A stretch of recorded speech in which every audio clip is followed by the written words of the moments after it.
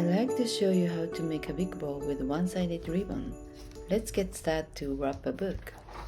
For thin items such as books, it's better to cut the paper a little larger than the book's height and thickness. Turn over the paper and fold a little the right side end to make a clean crease. Then make another wider fold to make pleats. Turn over the paper again, then pinch and fold it. Turn over the paper, then repeat it one more time. As the Japanese pleated wrapping way, pleats should be made right to left with odd number for any happy occasions. Turn over the paper, then secure the back of the pleats part with a tape. Place the book back with the face up, then trim the extra paper on the left side of the paper. Put down double-sided tape on the back of the pleats part, then close it. The right side on top is also for happy occasions. Face down the package, then close the bottom side. Fold both sides inward all the way into the end. Then fold the top tab downward. Fold a little the bottom tab inward. Put down the double-sided tape, then lift it up to the back to close. Close the other side as the same.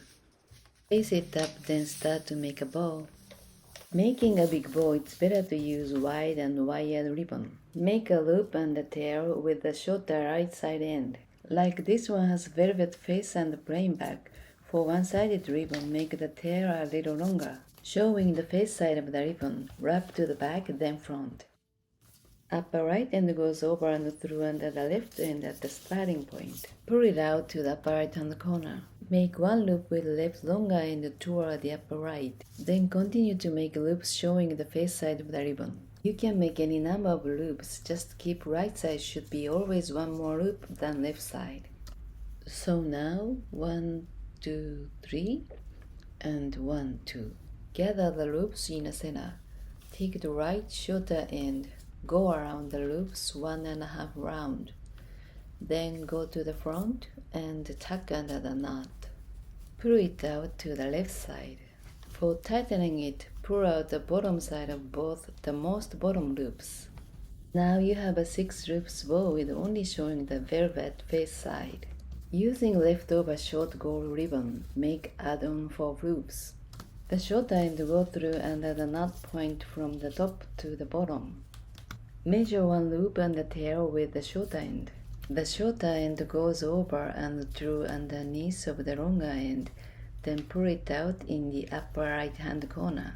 Make one loop with longer end toward the upper right. Make 2 loops in the right side and 1 loop in the left side.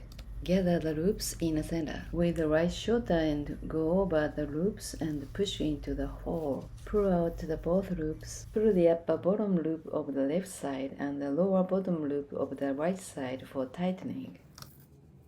Then adjust and secure the shape of the all loops while make them fluffy.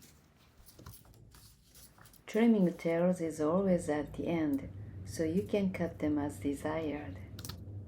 If you iron the ribbon, you can reuse it, so keep any leftover ribbon, then create your original fancy big bow.